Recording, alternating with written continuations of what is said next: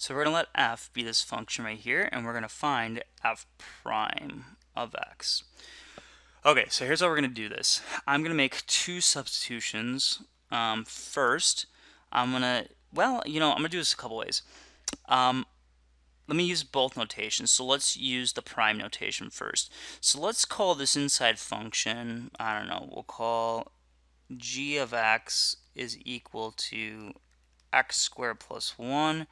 We'll call h of x is equal to x to the 20th plus 1.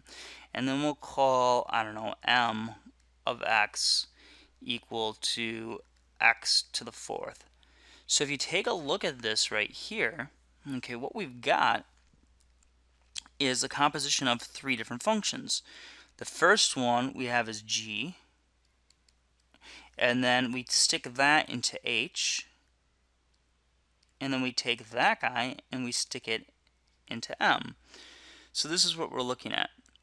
So what we want to, if we want to find the overall derivative of this with respect to x, what we need to do is we need to take the derivative by pieces. So let's just call this guy in here, oh, I don't know, n of x. So what we have is m of n of x. And we know that by the chain rule, the derivative of this, so dx of this ugly mess right here, is going to be m prime at n of x times n prime of x. So m prime, m, is x to the 4th, so it's going to be 4x to the 3rd, but I gotta plug in n of x in there.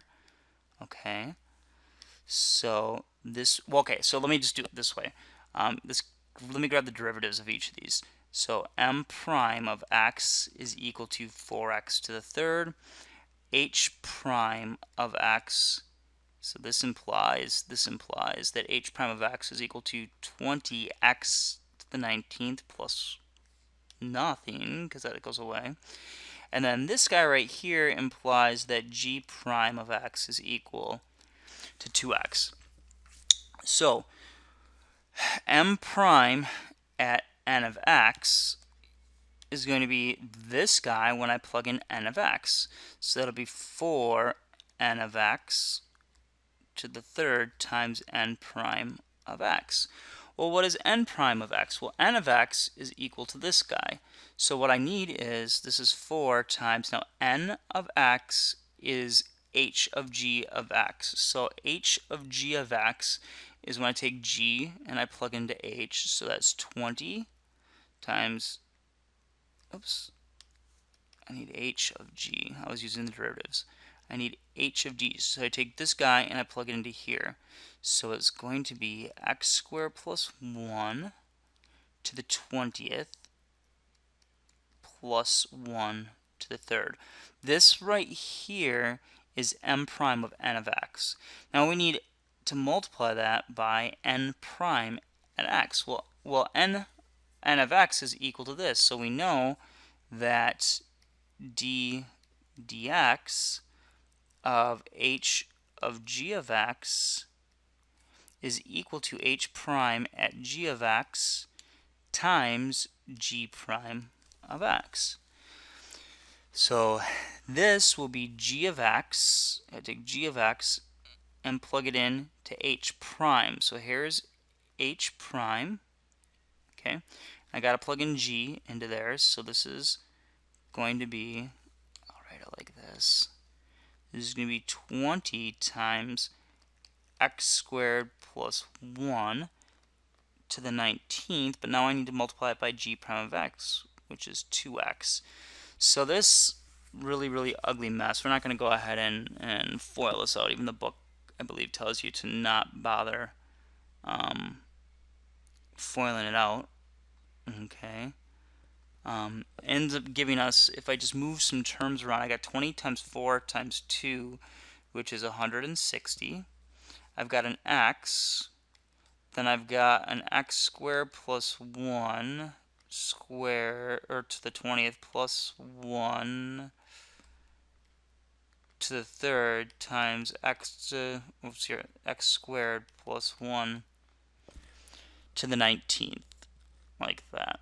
Okay. Now, the other way to look at this, which may be a little bit cleaner than this side over here, would be to start listing these and use the Leibniz notation. So just say something like this.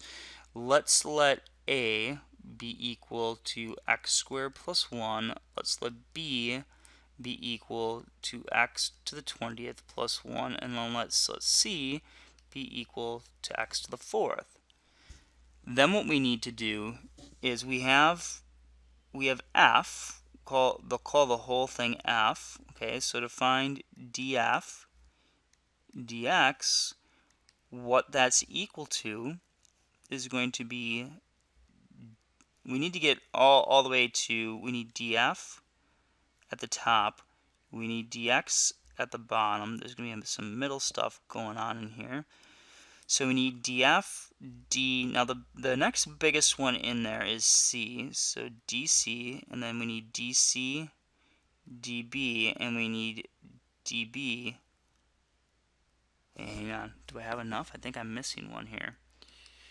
We need to take df with respect to c, because this is going to be, oh, I'm messing this part up. Let's just forget about this back end.